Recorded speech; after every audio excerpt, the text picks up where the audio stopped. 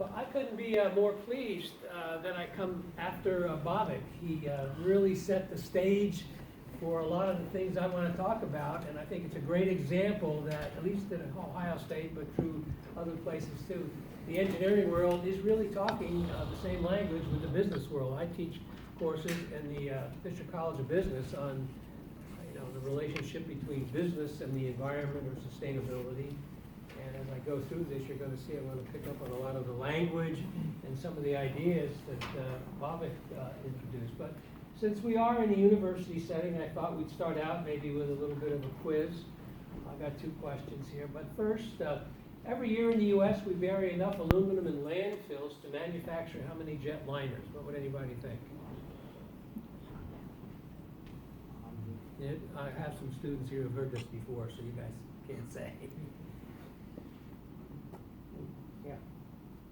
Thought? Around 100.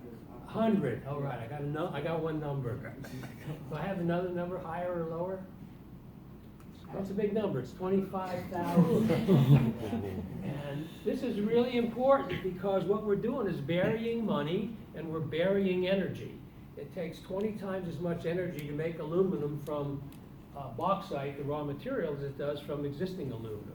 So it's really, really, really important that we recycle as much aluminum as we can. And we've got a long way to go, as just this one statistic shows. Okay, the second question, how many Earths would we need if everyone consumed as much as a U.S. citizen?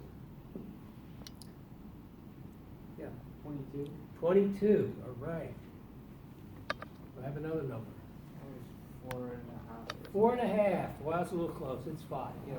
We take 4.5. You get full credit for 4.5. But it's still a lot. We only have one, obviously, so we got a lot of work to do. So, how did we get into this consumptive problem that we have? This goes back. Some people will take it back to the Bible, but I'm not going quite far back for this talk. But I take it back to the end of the Second World War, when our Congress was wondering how are we going to sustain this great manufacturing and industrial machine that employed so many people making munitions for the Second World War, now that the war's over. And so they brought experts in to talk to them about how to think about this problem. And one person they brought in was an economist, Victor Labow. And he said our enormously productive economy demands that we make consumption our way of life, that we convert the buying and use of goods into rituals, that we seek our spiritual satisfaction, our ego satisfaction in consumption. We need things consumed, burned up, replaced, and discarded at an ever-accelerated rate. Sound familiar? Well, that's sort of what we've been doing for the last 50, 60 years. And now we have to make a huge right turn. But this is one of the places that it all got started. So this evolution of the business community paying attention to environment hasn't been around for a long while. I grew up in the 50s back in New Jersey, where it didn't smell very good lots of days because there's a lot of chemical plants. And when I would say something to my parents, their comeback always was, don't worry about it. Those are dollar bills that you smell. Thinking that was just the price of the growing economy and productivity and employment and so forth. We went through the 50s into the 90s. There were several wake-up calls, lots of major accidents and spills. Property was damaged, taken out of service, people were killed, made sick. And laws were passed, and we began to think, industry had to be a focus on compliance with these laws. And one of the problems was the laws only dealt with what went on within the confines of a manufacturing plant, not what happened upstream in the supply chain or downstream when products had to be disposed of. But then in the 90s, we progressed up to where we are today. There started to be a thought, let's prevent some of these problems rather than just worry about complying with the laws. And one example I have from a consulting experience where I had a client who said, Neil, all this waste you're helping me get rid of, why don't we just figure out how to not make it in the first place? Because it's product I make that I can't sell. And that's really sort of how we really started thinking about things, focusing more on local versus global versus local impacts. And as Bob had said, thinking about systems, not just components. And as business began to think about environmental systems, they coined this word, sustainability, which encompassed more just than the physical environment. It encompassed other components of the systems too. And it built off of this definition of a word, sustainable development, which was created in a publication of the UN in the mid-'80s. It's called Our Common Future. Some of you might have heard about it. But it defines sustainable development as development that meets the needs of the present without compromising the ability of future generations to meet those needs. And it's sort of we got to keep going, folks, but we have to use our resources wisely so that we can meet our current needs, and maybe we need to change our definition of what our current needs are. But we also have to think about future generations. So in a business context, what is sustainability? And there's many definitions out there, but one that I like is that it's strategies and practices that embody acute stewardship of energy, water, materials, and natural resources, which enable durable enterprises, businesses, and organizations that are going to be around for a long while to deliver a prosperous, safe, healthy, and just world for all. A big focus on sort of the social component. And this has led to a concept, some of you might have probably heard about it, the triple bottom line. It gets shorthand sometimes people, planet, and profit. It's really the foundation of thinking for sustainability, not only in business, but in other disciplines as well. This came about in the mid-'90s. It was a term coined in the UK, and it's really stuck around and had a very long shelf life. And it's sort of the overarching principle of sustainability these days. Now, the organization that really brought this into focus for businesses is a company called Dow Jones. They sell business information of all kinds, principally on public companies. And they define sustainability as a business approach that creates long-term shareholder value by embracing opportunities and managing risks that derive from economic, social, and environmental and social developments. And what you can't read there is this comes from the Dow Jones Sustainability Index, which is information that large investors purchase for thousands of dollars. Small investors like individuals don't buy these indices. But the reason they collect this information and are able to sell it is because investors have figured out that the investment prospects of a company really are embedded in what their sustainability agenda is all about. So when companies get listed on the Dow Jones Sustainability Index, they make a really big deal about it. They issue news releases and they talk to their investors about it. Likewise, if they fall off the index, and there's only 10 companies allowed on these indexes, which, these indexes, there's probably 50 of them. They break the world of business down into different industry sectors. So you can buy, the North American index, the South American index, or you can buy the timber industry index or the metals industry index. Lots of different combinations depending what your focus is. But on any given index, there's only 10 companies listed, so that when a company falls off that index, that's really bad news. Investors start calling, what's the matter with you? Why aren't you paying attention to sustainability? Sometimes people get fired. So it's really a very powerful tool that's driving sustainability in the business world through the pressure it puts on public companies. So these are just some of the drivers. In a research framework, you might think they're like the hypotheses for sustainability in business, things that companies do and then expect some results. There's a couple that fall off the bottom here, but if anybody would like to have my slides later, I can give you a link to the slides and you can see the whole thing. But we can actually read it. Sorry? We can actually read it. We can see it. What does that say? Operate. No, let's see. Protects the social license to operate, yeah. Oh, so, oh. Do you wanna change it, or? You don't need to, that's all right. Yeah, I know what it says, so I have to. Yeah, protects the social license to Yeah. operate. So a couple of these I would just mention, I don't have time to go through all of them. The upper right-hand corner, you'll see reduced risk to insurers. Bob had made a comment about building design, how you need to think about the whole envelope of the building these days from a sustainability point of view. And there's a building protocol called Leadership in Energy and Environmental Design, where you can get a building certified to be a high performance or a green building. And we had an insurance person in talking to us a few years ago, and he said any LEED building we automatically give a 5% discount to on their building insurance. And of course we said, why? And he said, well, that process includes a very close look at how the electric is hooked up and how the plumbing is hooked up. And the two largest losses in buildings are from fire, electrical hazards, and from water damage due to improperly installed plumbing. So if they had this LEED certification, insurance is all about risk, obviously. That's an indication for the insurance industry that the risk has been lowered. And then this other one I pointed to here in the middle at the bottom, it says protect social license to operate.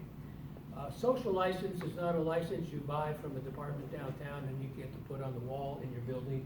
It's sort of the implicit grant you get from your neighbors to do what you do wherever you operate. Ohio State has a social license to operate from the city of Columbus to have the campus here and do the things we do here. About 10 years ago, Coke was operating in India, manufacturing Coca-Cola, and they lost their social license to operate because they were using so much water in the manufacture of Coca-Cola that it was impacting water supplies for irrigation and drinking and so forth. And officials talked to them about it, they ignored it, so they got kicked out of India. Had to leave, as a whole company, they had to leave. They lost their social license to operate. I'm going to come back to that. There's a good ending to the story. I'll come back to that towards the end. So some of the things we need to do to create wealth in a sustainable world, one is we have to create use based on the use of resources that are an unlimited supply, renewable resources. And the only ultimately renewable resource is the sun, or energy. And it works in Columbus, Ohio. I have an architect friend who has a house in Worthington. He operates his house and 2 automobiles off of solar panels on his house in Worthington, Ohio. And he likes to come into my class with his AEP bill that just has 000 on it. He's been running that for about 5 years. So the notion that solar only works out in the desert is not right. Secondly, we have to avoid wealth creation that destroys nature's life support systems, ecosystems that provides sort of the heating, ventilating, and air conditioning system of the earth. We kind of think they're for free because it's always rain, the wind blows, the sun shines, plants get pollinated, etc. But they're not free, and people who know how to do this sort of analysis have begun to put economic value on these ecosystems, and they're on par with the value of global GNP. Something like $33 trillion is the number I've seen. And then creating shared value. Companies need to operate not only to benefit themselves, but their communities. And this is a concept that's being accepted more and more by the business community. This leads to sort of 4 strategic principles that we follow in trying to be more sustainable in the business world. One is copying nature. In nature, there is no such thing as waste. Every residue from an organism or a plant or what have you has some other use in the ecological cycle.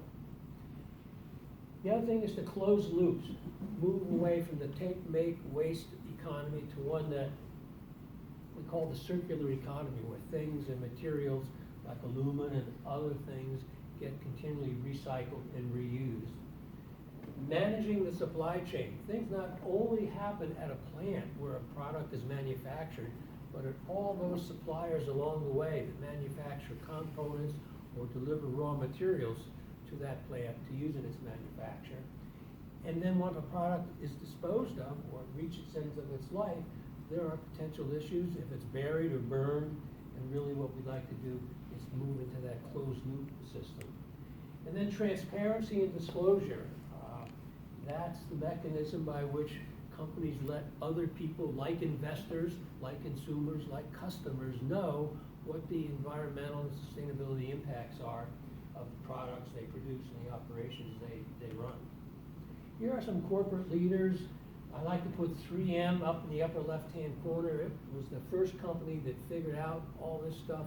In the 70s, they developed a program called Pollution Prevention Pays. It was a grassroots program where employees said to management, we think we could save some money if we just manage some of our waste a little better and we're more efficient in use of materials and energy.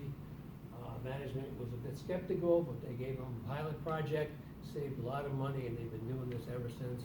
They've documented something like $5 billion in savings over the last 40 years. And there's some local companies here, Jenny's Ice Cream, North Star. I'm sure all of you, or many of you, have been to those places. They're not big companies, but I call them leaders because they're leaders in our community. They're doing some things that others aren't trying to do, like buy locally, be efficient in the use of waste materials and recycling materials, being smart about how they use energy, etc.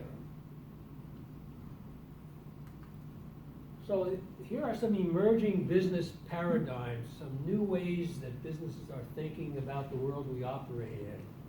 I'm not going to go through all of these. I've just got some highlighted there that I'm going to spend a few minutes on. This is sort of the research that's going on, if you will, in the business world. This is where innovation is happening in the business world with respect to sustainability. So Bobak also sort of introduced this topic. We're trying to be less bad. There's a concept been developed called hand printing. Hand prints are sort of the opposite of footprints. Footprints are the damage we do as we go about our business. The problem with footprints is you can only do so much working on footprints. You can take your footprint to zero. Handprints, on the other hand, are the good we can do, which is unlimited. And the good part of the Coke story that I mentioned is they're now back in India. They're leaving handprints because they have taken the technology and the know-how that they have in drilling wells and creating supplies for water for their business, and they have shared that with the communities in which they're operating. So that's what we're starting to see more and more of companies thinking, how can we take our own expertise, not use it to our own benefit, but also for the communities where we operate. Call that hand printing. And one of the leading companies in the world, and I had a chance to visit them about a year ago, is Unilever. They have their sustainable living plan. They would like to help more than 1 billion people improve their health and well-being, have their environmental footprint, and one of the ways they make a statement to their employees that sustainability is everybody's business. Everybody gets a second business card that says they are the head of sustainability for Unilever.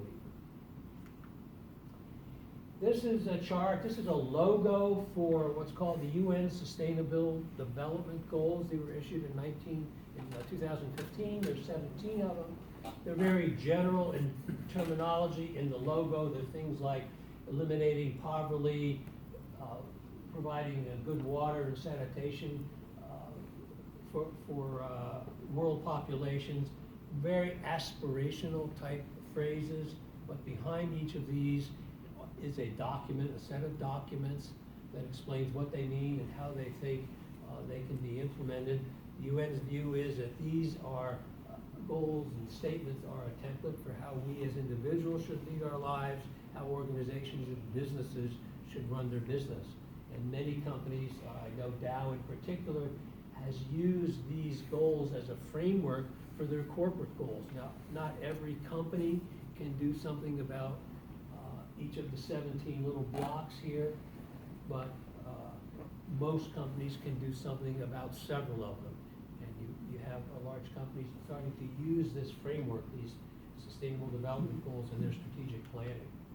Byproduct synergy, Bobak also mentioned this in one of his slides, maybe not by those words, but it's the concept that one company's waste can become the food, if you will, the input for another company's manufacturing products. We have in Ohio the only statewide byproduct synergy network. We have 50 companies who meet together every other month to compare notes about what they're buying and what they're throwing away, and matches get made and arrangements get put in place where one company can then take their waste to another company instead of to a landfill or wherever else they were getting rid of it. It's now in its 7th year of operation, very successful. There are byproduct synergy networks in some cities around the country, but we're the only one in Ohio, in the United States. Ohio has a statewide network. This whole idea got started in Denmark in the 1970s, and they use a different word for it, industrial symbiosis, but it's kind of the same thing. One person's waste, one company's waste can become another company's food. Precision agriculture, technology is getting to the point where farmers can apply only the fertilizer, the water, herbicides, pesticides needed on a given piece of land.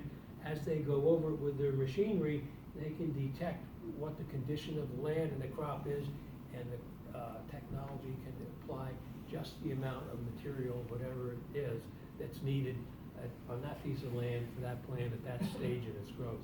Tremendous savings of money, but also a lot less stuff being put down on the earth that's going to end up running off into water supplies or getting into groundwater. That's compared to the mass applications that have been the classical approach to this problem. BFX, design for. Design is really the first statement of human intention. How a product or a process is designed will govern how strong it's going to be, how long it's going to last, what the recycling possibilities are. If it's a package that employs plastic and foil and paper and all kinds of adhesives, probably not going to be very recyclable. On the other hand, if it's designed with recyclability in mind, it might be manufactured in a different way. And it can apply to buildings. This Leadership in Energy and Environmental Design protocol that I mentioned is all about designing buildings in a way that are going to be good users of, efficient users of energy, water, etc., but also provide healthy work environments for people. Excuse me. On the product side, there's a protocol called Cradle to Cradle, which is a similar design protocol for products. B, benefit corporations. This is a form of corporate structure that companies can create and then be verified by a third party that they employ business processes that will benefit the environment and be healthy for their employees, etc.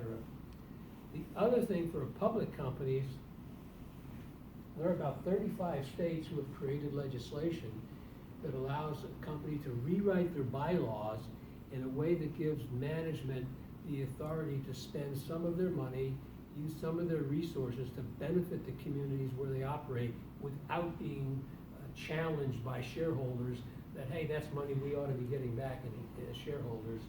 You shouldn't be spending it on whatever the projects were. The company makes a corporate commitment to being in writing to be supportive of its community. We don't have that legislation in Ohio, but there's about 7 companies that have gone through the process of being certified to qualify to be a B Corp. If we ever do get that legislation, one of them is local company Jenny's. The largest company in the world that's certified as a B Corp is Patagonia. You probably all know who Patagonia is and what their sustainability track record is. Commitment to renewables is another thing. Regardless of what you read out of Washington, companies, large users of fuel have figured out that day of fossil fuel is over. Just a few weeks ago, there was a headline where Deutsche Bank and several other banks have since signed on. They're ending the practice of loaning money to companies who want to build fossil fuel plants or develop fossil fuel resources. They're saying, we're just not interested. We understand that the game is over for fossil fuels, and you can't be providing coal or fossil fuels without the banking industry behind you, because it takes an enormous amount of capital investment. And I think this is maybe my last slide, biomimicry. This is the concept of copying nature in design. This features a paint called lotus sand. It copies, when it dries, the leaf of the lotus plant, which has the feature of shedding, when it rains, it sheds all of the dirt on the leaf of the plant, because the nature of the plant is such that it needs to have very, very clean leaves for the photosynthetic process to work. And so smart people figured out if we could just copy that in the paint and put it on buildings or whatever we want to paint, they would be self-cleaning, and you can now commercially buy a paint that does that. It's called lotus sand. So that's the end of my story, and take any questions, or I guess maybe we're going to leave them to the end, or I can pass this on, do whatever next.